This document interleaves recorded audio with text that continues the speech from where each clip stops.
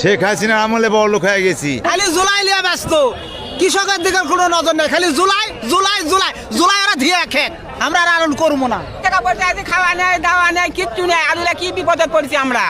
আলু বিক্রি করতে পারেন নাই? না, বসে আছে, হয়তো বসে আছে, এক বিক্রি হচ্ছে না। 100 টাকা মন কয়, এই যে এগুলো বস্তা 100 টাকা মন কয়, দেখি দেখি আলু একটু দেখি। 100 টাকা মন কয়, 100 টাকা আলুর সাইজ 100 টাকা মন কয়। এত দাম কম বললে কেন এত দাম? কেন কি কম? করবো আমরা? সারের দাম না, ফারের দাম না, ভ্যানের খরচই হচ্ছে না। ভ্যানটা দিলে আছি আমরা, ভ্যানের খরচই উঠতেছে না। আমরা কি করবো আমরা? অনেকে নাকি বলছে নাকি আপনারা আলু নাকি উৎপাদন বেশি করেছেন। কোনটা উৎপাদন হচ্ছে? কিছুটা হলে হ্যাঁ সরকারি দেশের হচ্ছে 2 নম্বর হয়ে গেছে।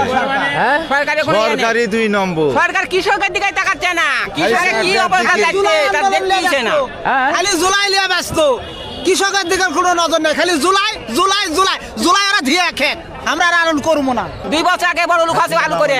শেখ হাসিনার আমলে বড় লোক হয়ে গেছি।